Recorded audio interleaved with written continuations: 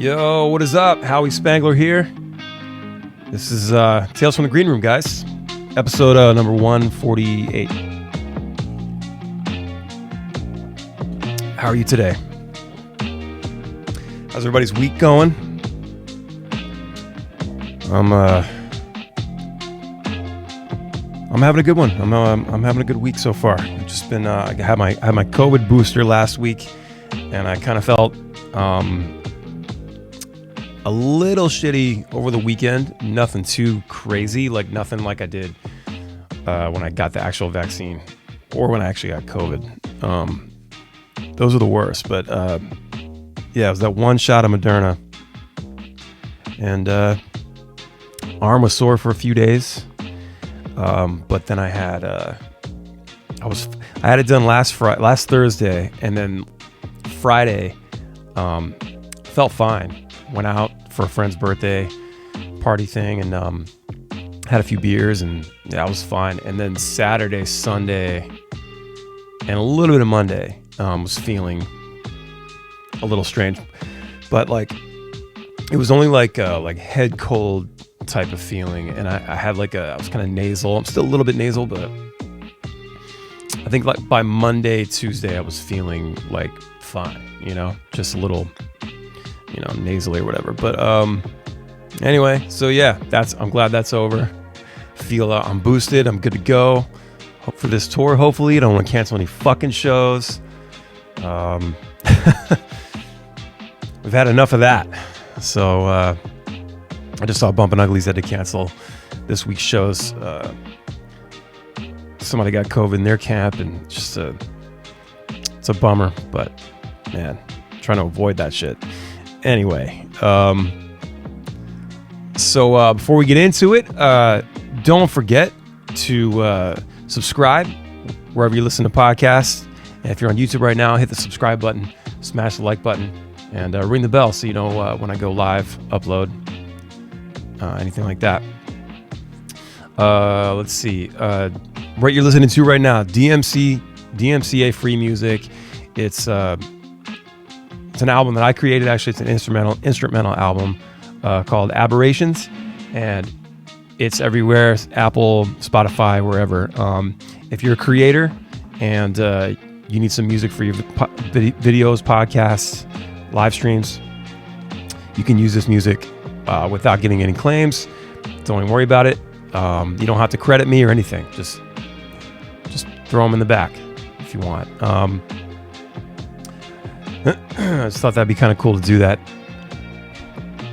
Anyway, don't forget also to join the Pineapple Crew on our Discord community, and the link is in the description. We're just on there chatting and goofing off, stuff like that. Yeah, anyway, catch me this weekend with Meager Kings. Those guys, we're going to go do a few shows, just acoustic. Going to be in Ohio.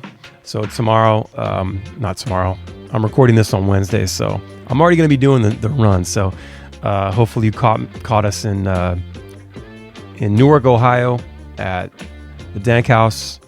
And then Friday we're going to be in Pittsburgh at Fan Club Sports Bar for our guy, the God Mod, Tom Leach. We're doing a benefit show for his family on this Friday in Pittsburgh. And then Saturday, I'm going to be at Mercury Music Lounge in Lakewood, Ohio. I think Thursday and Saturday are free shows, and then Friday it's a benefit show, so obviously, pay to get. I think it's $20, but it's for a good cause. Yeah, looking forward to playing some shows and get, doing some driving. Should be good. What else is happening? Ballyhoo's got some shows next weekend. We're going to be we've got one show next weekend. We're going to be at Zen West in Baltimore on the 22nd on Saturday. So can't wait to rock out with the band again. We haven't played since I guess since Halloween. Is that right? I don't remember anymore. But yeah, looking forward to getting my rock on. Getting my rock on, man. Once again, if you're watching on YouTube, I have changed my I've changed the look of the pod. I can't stick with anything. I still love the neon shit. I love all that. Got the pineapple there in the corner, but like, yeah, I don't know. I'm always trying different things. I like to change it up. I can't stick with it. My mom had this thing about, like, she changed the living room around probably every 3 months. We'd have a new layout. She'd move the couch, move the TV. Like, the whole room would be different when I come home from school. It's super weird. But, she liked to change it up. That's fine. That's fine. So I'm sitting here with my cup of coffee. I was looking through Facebook. Coffee. Looking through Facebook and on the Ballyhooligans fan group, and someone had posted that they would love to see or love to hear a podcast about my favorite or most memorable shows, venues. When you booked a show, what was the show that you booked that was like, felt like an accomplishment, like an achievement, an unlock to the next level, So I thought that would be a good premise, because I don't know what to talk about anymore on this show. I've covered a lot of things, and when I don't have a guest, I'm just talking to myself basically, and I just don't know what to talk about anymore. So please let me know in the comments, or send me a DM, or jump on the Discord and let me know what I should be talking about on this podcast. Approaching 150 episodes here. What else can I talk about? So anyway, I thought this was a great premise, and I guess we'll go into it right now. I guess the first like big memorable show or experience that for Ballyhoo was probably, our first show, obviously, March 1st, 1996, was just. That was a crazy, and I've talked about this before on the pod, but we practiced for like 8 months leading up to that. It was our first show ever.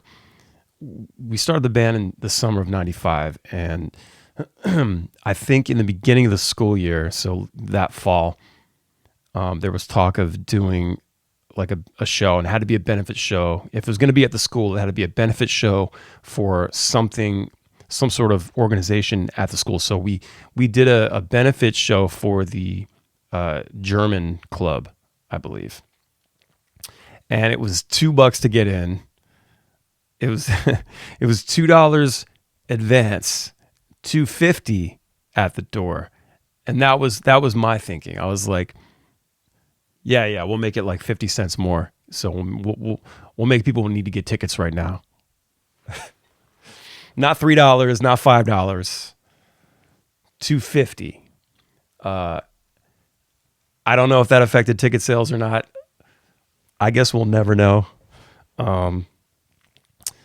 But I was a kid, so yeah. So we booked that show, and we just practiced.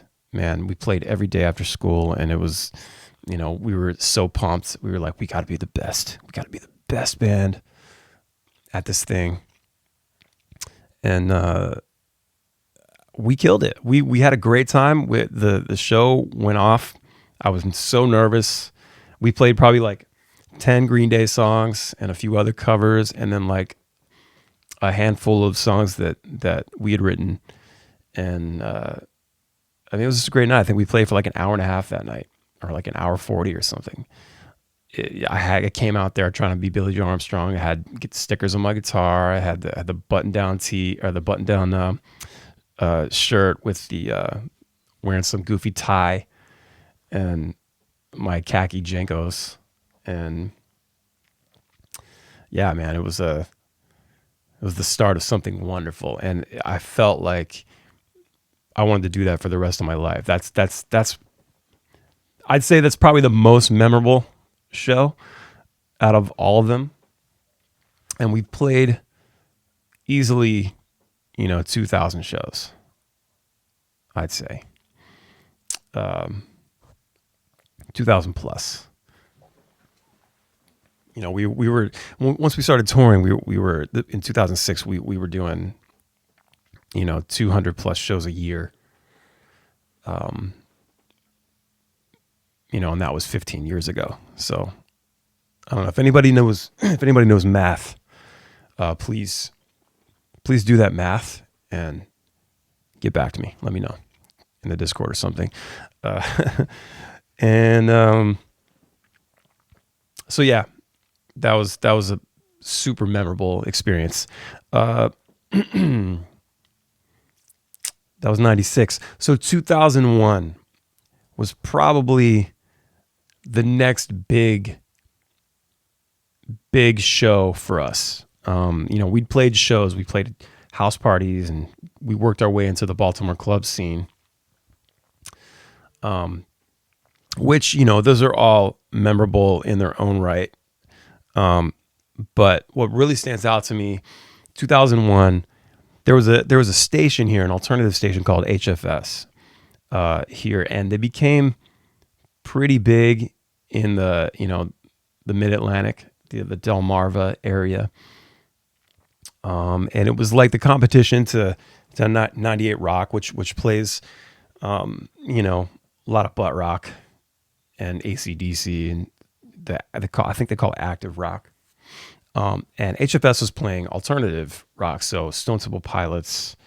Back then, in the 90s, I think I got turned on to HFS in 93, 94. So yeah, it was like Pearl Jam, the Meat Puppets, stuff like that. 311. And then, so 2000, by 2001, they built up this festival they did every year. And it had built up so big, they ended up doing 2 days that year. It was HF Festival 2001, and it was 2 days over Memorial Day weekend. And I believe it was Sunday, Monday. And it was at RFK Stadium in DC. And what they would do every year, they would have a competition, a battle of the bands.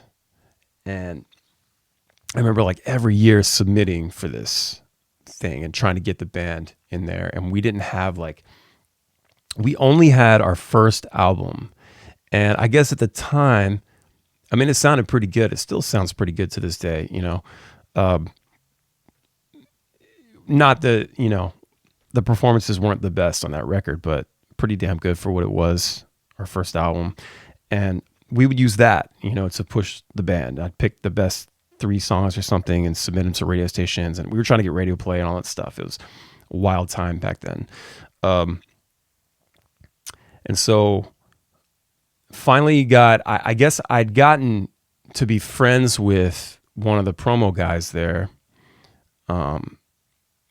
Shout out to Mike Hefe. And I was sort of getting the inside scoop, and I don't believe I was getting any special treatment or anything like that. I was just kind of getting I would call him every day, bro, okay, so what's happening? Have they made a decision? What's going on? He would just let me know, yeah, they're moving it into, they're having everybody's listening, and it was like the program director, everybody's in these meetings, trying to find. I think it was 3 shows. It was 2 or 3 shows. Of they do a demo contest, and then they get a certain amount of bands in to do the battle of the bands, and then they'd have the finals. And he would let me know along the way where they were at, what stage they were at. And so one day, and he kind of hinted to me, and I remember being at work. I was working at Saks Fifth Avenue in Aberdeen, just the warehouse, and I would call him on lunch break. I would sneak away on, during my other breaks, that I wasn't supposed to be taking. And I would call him and be like, bro, what's up? Where we at? And he kind of hinted, he said, yeah, they're going to be, I think, announcing at the end of the week. And and just hang in there. And like, I don't know, I kind of got this idea like, oh man, maybe we got in this time. That would be awesome. And yeah, that we got an email or something or a call. I don't remember. And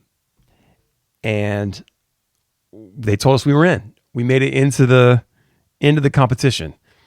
The HF Festival Big Break is what it was. And I was fucking blown away. I couldn't believe it. I was like, finally, we got some kind of a, break here. And so we played the show, and it was us and a band called Cactus Patch at the time. They're called Army of Me now. Great band. And another band called 360 Loose. And we played, I believe it was on Kent Island in Maryland, on the Eastern Shore, at some venue. And did the thing. Even like Benji from Good Charlotte was there hanging out. I got to say hi to him for a second. And like, we did the thing and we rocked it. We killed it, man. Like, I remember we just played so well, and just the live show was just like really epic. It was big. We were going for it. I mean, we played like our life depended on it, and so, and then Cactus Patch, they played and they were great, but they brought like a school bus of like 50 people. We didn't think to do that. We had like, I don't know, like 20 friends there, 15, 20 friends. And plus the crowd that was there was into it.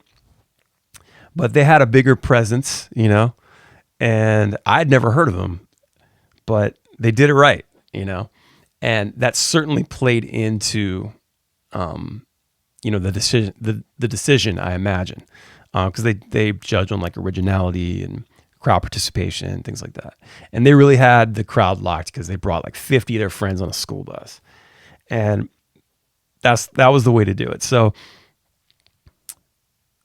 at the end of the night, I remember, oh man, I remember Bob.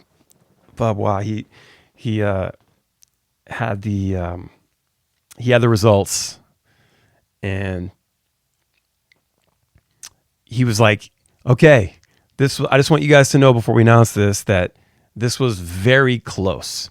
And I knew that it was going to be us or Cactus Patch, because the other band, like, they were all right, but like I just knew we crushed them. Like the live show, I knew we killed it.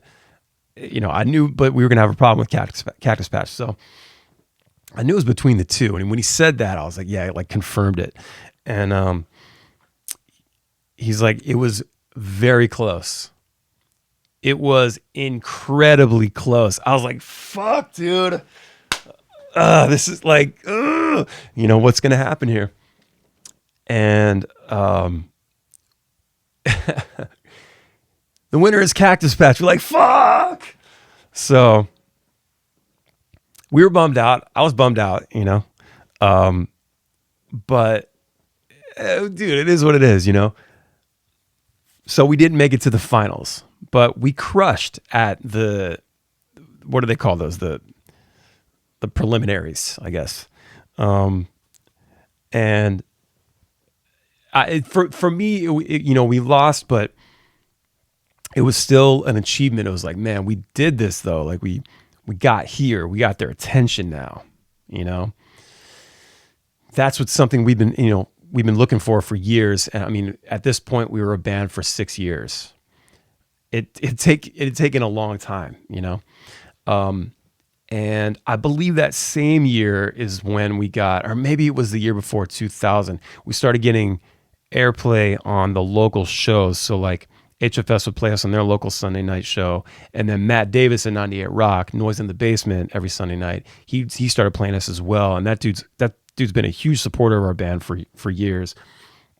He would later come to our second album record release party, and he hosted it for us and shouted out. It was awesome. It was great. Anyway, I digress. So we did that show, we lost, and then I think I caught the finals, and it was like Fidel and Cactus Patch and another band, and Fidel was another band that I loved from the area. My buddy Dave Hill, he had a band called Coloring Lesson in the 90s, a reggae band. They were so sick. Anyway, Fidel was like his new kind of like rock band. And they were great. The Cactus Patch won the whole thing. And they ended up, whoever wins gets to, I guess, headline the main, no, not headline, open the main stage. I think that's what it was. You get to open the main stage. So there was a lot at stake, you know? So, so that night I went to Record Theater where they had the finals and hung out. And this is, I'll just jump in, teachable moment here. Get into your community. If you're trying to, if you're really trying to like do something, like make something, get your name out there. It's not just playing shows, it's mixing it up with the community. So get out in your scene and hang out with other bands, meet other bands, meet all the fans, meet the people that go to the clubs. We used to go to Baltimore all the time. I would go to Baltimore every week, a few times a week, to Fletcher's and all these other spots, and just hang out with other artists and the regulars. And that's how you sort of, build your rapport and get people to come to the shows and then get on other shows and swap gigs with other bands. So that's what I was doing there. I wanted to be there to see everything going down. I want to be in the middle of it. I loved being in the thick of it back then.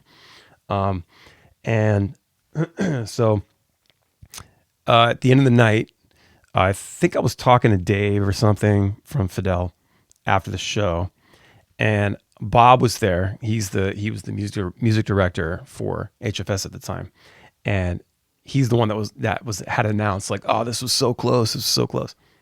I was like, "Hey man, I just want to say thank you very much for having us. We really, really appreciate it. Anything you need or whatever, please. We would love to. We'll take any show. We'll take anything.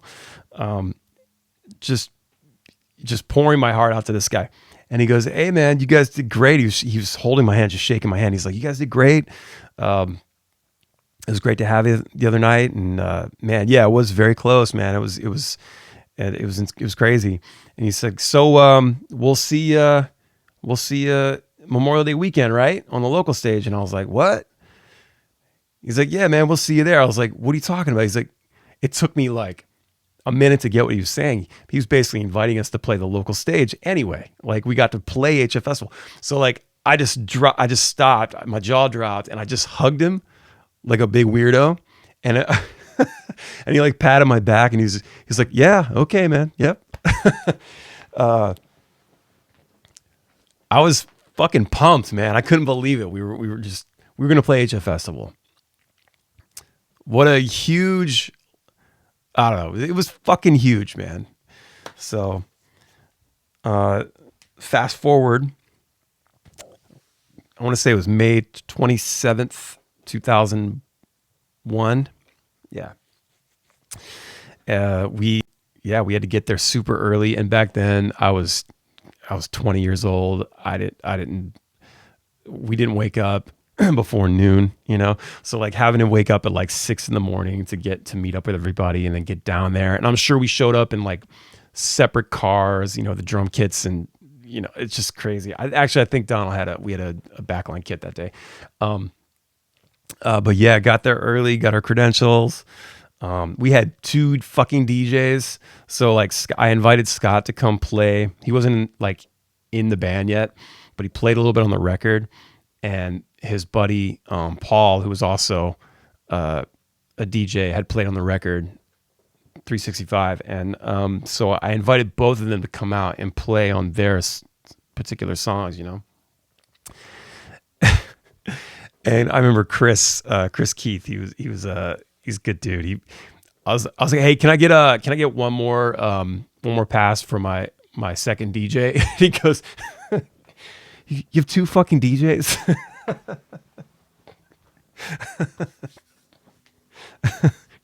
That's so stupid. And so like, yeah, I got two DJs. He was super cool. Gave me the passes. Man, we played at 10:20 that morning, and I have the pictures from this. So I have to throw up somewhere. We played at 10:20 in the morning. Opened the local stage.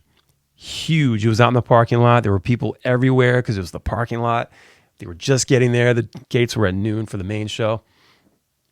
And we were outside of RFK Stadium playing like it was our last fucking show ever. I mean, it was so much fun. And it was one of those moments where I just felt like we're a fucking band now. Like, this is legit. Like, we're fucking pros. I mean, we didn't get paid. You know, we didn't need to get paid. You know, it was like, this felt right. This was enough. You know, played the show. I mean, all day walking around after that, just getting props from, you know, we'd see the radio station people, you know, here and there in the crowd, the promo people and things like that. You know, just getting props all day from people that saw the show earlier, new fans, whatever, friends from home, because a lot of, you know, everybody went. So we'd see all our friends from school were there, and it was one of those moments, man, where we just felt like, fuck, we arrived, you know. So, big thank you to everybody at HFS for having us out for that back in 2001. Goddamn, 21 years ago. Holy shit. Yeah, man, what a huge thing. So HFS, like on top of that, you know, who played that year? Green Day, Linkin Park, Incubus, Weezer, Stained when they were cool. I mean, it was a huge, Newfound Glory, everybody was there, dude. It was such a wonderful show. So yeah, HF Festival 2001, one of my most memorable shows for sure. Going forward, probably I'd say our first show with 311 in 2008. And I'll throw Slightly Stupid in there too, because it was the same weekend. And I remember, like, at the time when I got the offer to do the 311 show, I got the offer to do the Slightly Stupid shows that weekend as well. It was the same weekend. And I remember having to turn down one of the Stupid shows because we were already doing these two shows with 311, and saying that to their management, you know, over email. Oh, dude, I would love to do both. We got these two shows with 311, but we can do this one. It was a wild weekend, you know, to be able to do those shows. And those were the shows that, like, we were trying to break into, you know, because the genre that we're in, the American reggae scene, back then it was called the reggae rock scene, or the white boy reggae scene.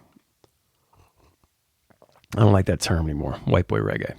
It kind of like demeans it. And I remember back in the day, this is a little side note, back in the day, like, I put it on all the flyers, and I even put it on the t-shirts, like, Ballyhoo, white boy reggae, like, because I thought that was like the easiest way to sell it, where you would understand what it was. So it wasn't like your standard, like, vintage reggae. It was just like 3 or 4 white dudes, just, you know, trying to play reggae music. I don't know. To me, it was like funny, but then later I was like, it's kind of, I don't know, it's kind of weird. So yeah, I guess now it's called the American reggae scene. And even now, like, I think reggae fusion for us is probably even like a better way to say it, because, like, we're fusing reggae and punk and, you know, rock and all this stuff. So, okay, back to the story. So yeah, we got to do, it was March 15th and 16th of 2008. And our album Cheers was about to come out, and it was going to be out that next weekend. And I feel like the connection came from working with Scotch Ralston the summer before in 2007. Scotch Ralston is 311 Soundman, and he produced and engineered a few of their early albums and some of their later albums as well. And we got to be good friends with him doing the Cheers record. And I think maybe he put in a word for us or something. Anyway, yeah, we did these 2 shows and they were slamming. Like, I remember being like super nervous. We were in Rolla, Missouri on the first one. This was March 15th, 2008. And it was like a college town, and it was around St. Pat's weekend. So like, apparently this town like goes apeshit for St. Patrick's Day. So they'd been drinking all day. And by the time the show happened, everybody's like passed out. Everybody's like, and it was a dry show. They couldn't keep drinking. So it was a dry show. So everybody's like passed out from being out all day long drinking, and then coming to the show and not being able to drink. And everybody knows that when you're a day drinker and you stop, I mean, you want to go to bed at like 7 p.m. So it was us, Story of the Year, and 311. And the show ran behind, like the production part of it. So like sound checks, and we didn't get a sound check at all. We were the bottom of the barrel here. Like, nobody gives a fuck about you when the opener on these big shows. Like, it's all about the headliner and then like the support act. If you're first to 3, like, or first to 4, sometimes you're going to get screwed because they get to take as much time as they need, and you're left with whatever they give you. And so like when we headline shows, we try to take 2 hours tops, like just getting set up, do a few songs just to get, knock the rust off, run through a couple things, whatever, and then get off. We don't like to take, a bunch of time and, leave bands with like no time. That's happened to us a few times, and it's super annoying. So we try to like let bands like have the time. And so we didn't get a sound check. We didn't even get a line check. The line check was essentially just us going out and playing our first song, and they're adjusting while we're going. And it was like the worst mix ever. I'm sure it sounded terrible out front. But I remember being so nervous for the show, thinking like, oh my God, because you wanted this the whole forever, and like 311's one of our favorite bands, and like all you want is for this show to go off and just be a great experience and have their fans accept us and like what we're doing.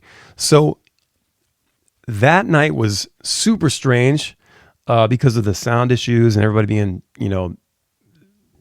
tired and drunk. I think even 311 thought it was a weird show for that reason. But that night, we got to hang out with the guys. I got a text from Chad. That's another part of it. We had worked with Chad Sexton before. He mixed our song "The Friend Zone" on Cheers. That Scotch worked on that record. So there's that as well. But he texted me. He's like, "Hey man, come on the bus." And so we got to go on the bus for 2 hours and hang out with Nick, Tim, and Chad. And it was like the coolest thing, man. They were just hanging out. Like Tim's like, "Here, drink all the beer and like, smoke this weed." And like, I don't know, it was nice to just be on this tour bus with this band that we loved and admired, trying not to be the biggest fangirls ever. I think we played it cool that night. But yeah, so that was a great night. It was the next night that really like pulled it for us. Like it really, proved like, okay, now I think we're in with this 311 community. So we played in Columbus, Ohio at Lifestyles, and I think it was just us and them. Yeah, it was just us and them that night. And we played inside, and it was nuts. I mean, there was probably like 3,000 people. Whatever it was, I think it was sold out, whatever the cap is there. And man, we came out, we did our thing. It was a much better experience because we had a sound check. You know, we did all the things. Came out and just destroyed. And from that point on, in the Columbus area, I mean, we were just like, you know, and we built it up because we'd been playing house parties and stuff. We started at house parties in like 06, and then we upgraded, moved up to like venues in the area in like 07. And then 08, we're playing with 311 Lifestyles. And that was a very natural progression. That's how it should have happened, you know? So that all just felt really good. The show was great. And then from then on, we were just like, you know, we'd play in like Findlay, Ohio. That was like another one. We got invited to play this bar. They were all 311 fans who saw us at the show. They brought us to play their bar. We just kept going back every couple months, and we would just crush it. So that, like I said, it was a natural thing, natural progression. It felt right. So I'd say those shows that weekend with 311 was great. And then we played that Monday with Slightly Stupid. That was a memorable show for a different reason. I learned that just because we were in the genre, along with Stupid and the other bands, didn't mean that all the fans were going to love what we were doing.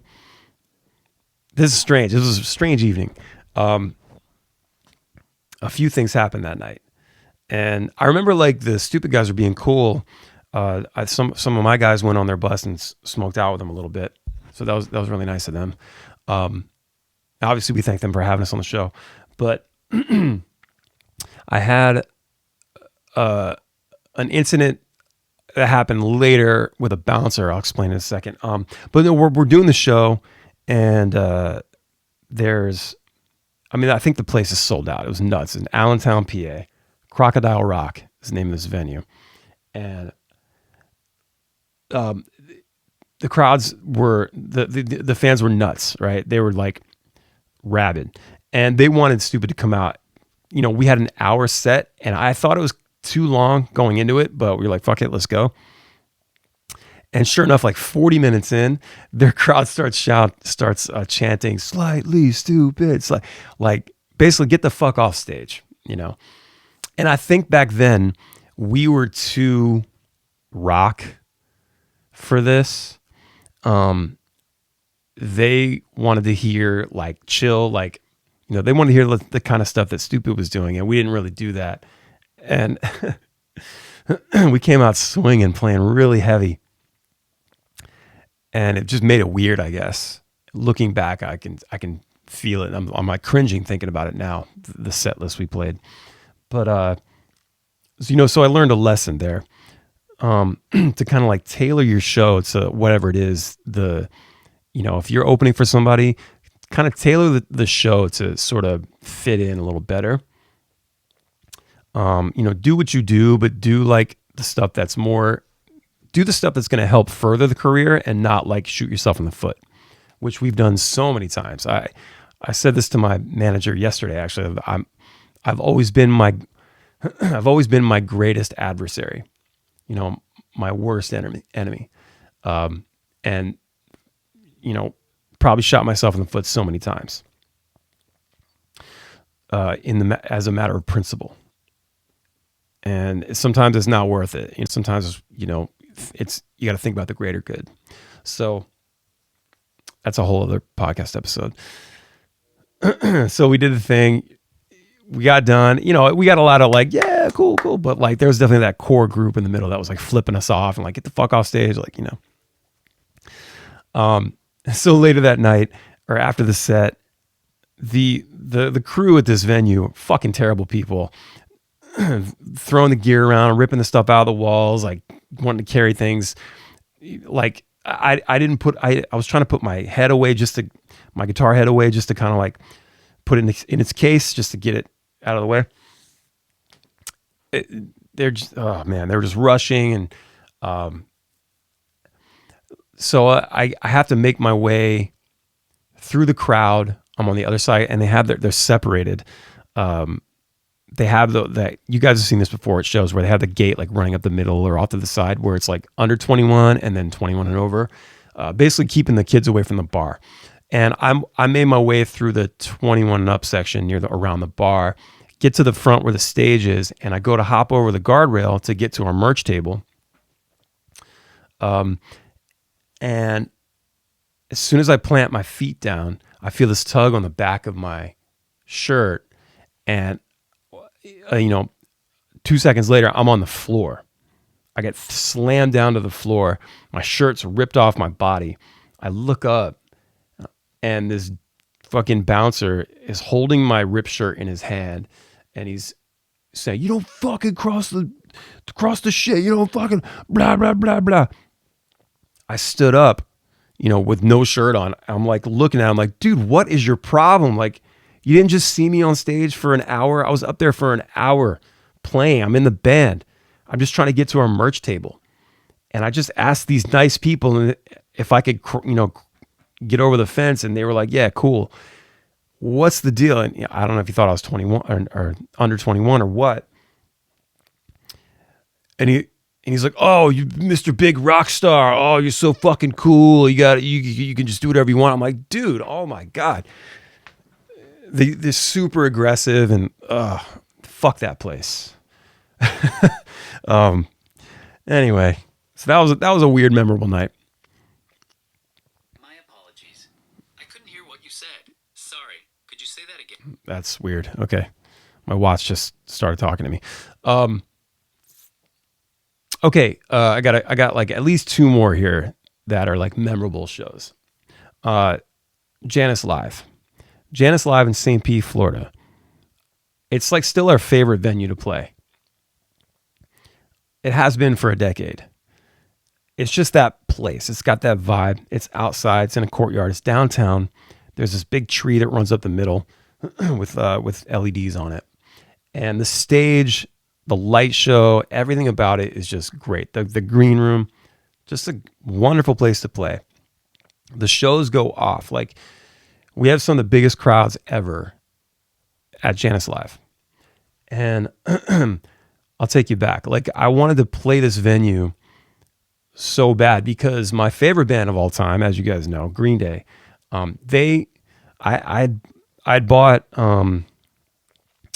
the single for Longview.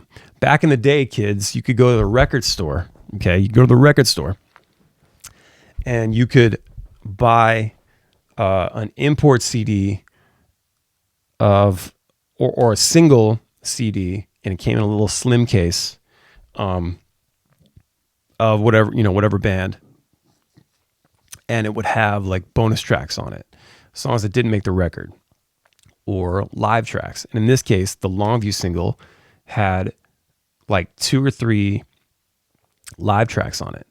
And they were recorded at a place called Janice Landing in St. Petersburg, Florida. And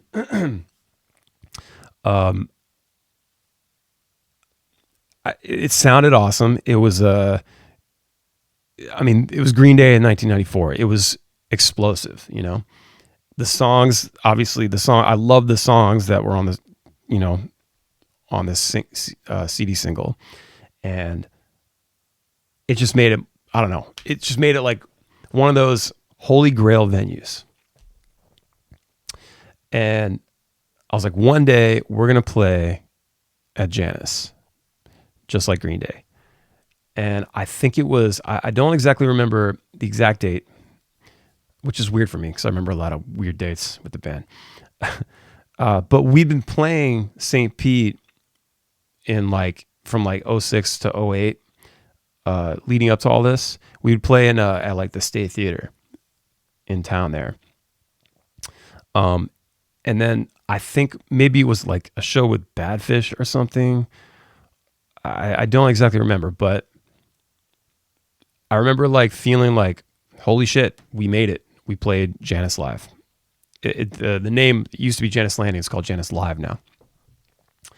And I just remember thinking like, holy shit, we're here. We did it. We played the same spot that one of my favorite bands, that my absolute favorite band of all time, played at years ago. And I just felt awesome, you know? We have played Janice live many times since then. Every time it is a smash. Crowd's great, you know, everything. It's just a wonderful place to play. So yeah, that place is near and dear to my heart for sure. You know, you got to really go for the aim for the stars, guys. Like, you know, set yourself on a course and reverse engineer it, figure out what moves you need to make to get to that point. And it's going to be a lot of little moves. There's going to be some big moves here, some big jumps, but a lot of little tiny steps to get there. And we try to do it in as least steps possible, right? But it's got to make sense. It has to be a natural, organic build. And I think it was Yasad from Pepper. I was reading an article years ago, and he said something. I'm sure it's a misquote, but something about the longer it takes to build the castle, the longer it takes to fall down. Something like that. But basically, like, spend time building your community, building your crowd, building your presence online for sure. Keep releasing music, keep playing shows, and it'll happen. For us, it's taken a very long time. We're in, you know, this is like 26 years of being a band, 27 years of being a band. Oh my God. Oh, I keep forgetting it's 2022. This summer will be 27 years.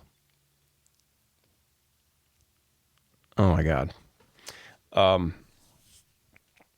Anyway, so I got one more show for you that is, memorable. I'll say it was 2008. It was like November or December 2008, something like that, and it was us and Dirty Heads, and this was before they got big.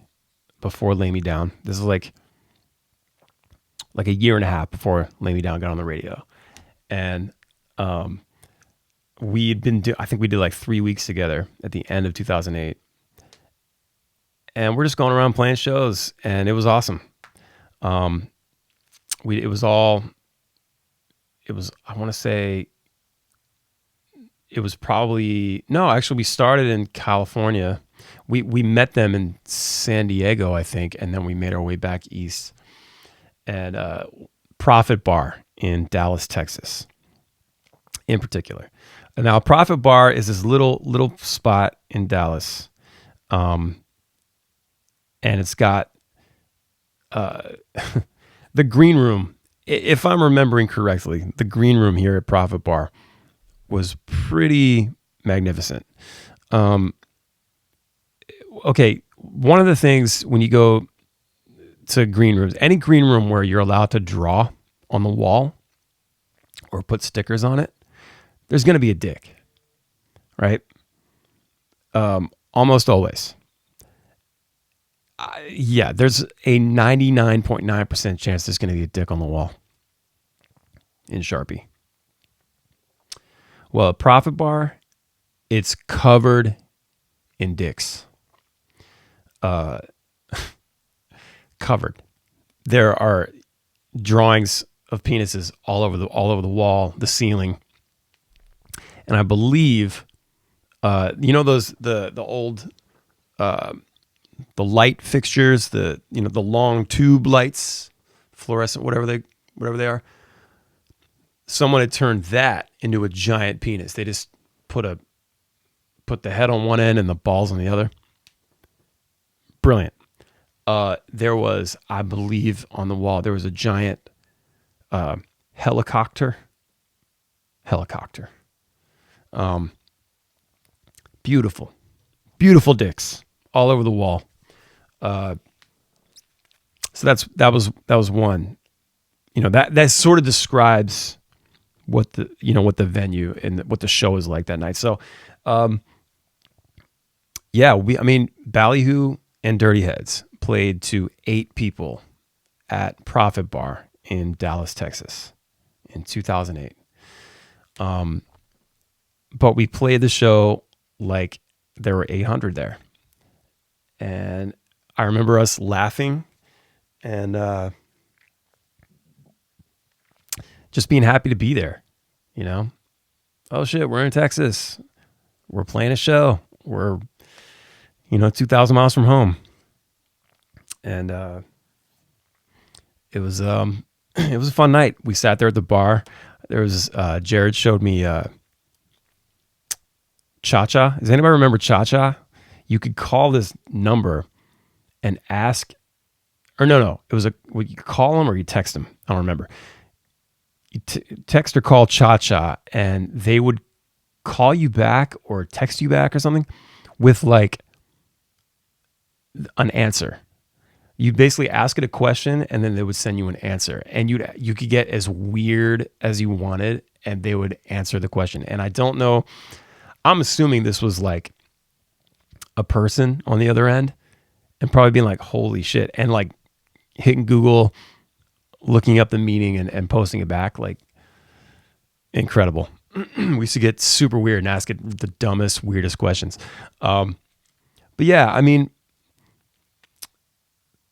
so I kind of went through big show memories for different reasons. And I think I threw in those weird shows because it's dynamic, because when there's something really great happening, there's something really weird happening, in parallel. And it can't always be HF Festival 2001, local stage, packed parking lot, biggest show ever. You're gonna have your riddled with dicks green room little bar with 8 people, and it's just part of growing, and this was, that show was like 2 years after we started touring, and there are certain spots where we could bring 100 people, but we couldn't put 10 people in this venue at the time, even with the Dirty Heads, it's wild. One other show, Charm City Festival in 2012. It was right after Warped Tour. And Warped Tour is obviously a memorable thing too. I couldn't believe we got on those shows. But we came home from Warped Tour, and this was like September 2012, and we played in Baltimore. There were probably 7,000 people out there. There's a picture on my Instagram of this. But and this was before Instagram had you could post like a wide shot. It was just the square. So it didn't even show I tried to get as much of the crowd as I could into the shot. Like what you see is only a third. Like there's still 2 sides that you're not seeing. It was incredible. And that was like, we headlined the second stage. Weezer played that night on the main stage. But dude, I couldn't believe how many people, cause you at a festival, you don't know what you're going to get. It's like you could have people watching, or you could people just going to the bathroom, hanging out by the beer tent. All these people came to the show, and it was like, wow. It was people singing. It's on YouTube somewhere. Ballyhoo Charm City Music Festival in Baltimore. Man, crazy day. Yeah, basically here, I'm very lucky to have the life that I've built with music And I'm thankful to everybody out there that's coming to the shows still, and all the new fans that we're picking up, and hearing the band for the first time, coming to see a show. Anybody that's ever bought merch, this is a grind. It takes a very long time to build something. Some people can do it faster, and that's fine. And there's often times where I wish this had gone a lot faster. There were some dark times along the way, but I'm so grateful for the people that listen now and give us the love. So, thank you guys for sure. Well, I think that's going to do it, man, for episode number 148, Tales from the Green Room podcast. Please subscribe. Smash the like button, all that fun stuff. Yeah, that's it. Join the Pineapple Crew on the Discord, man. Come hang out with us and chat. Look out for my live streams every Wednesday night on YouTube. Send in some requests. And y'all have a wonderful day, man. Take it easy. Peace.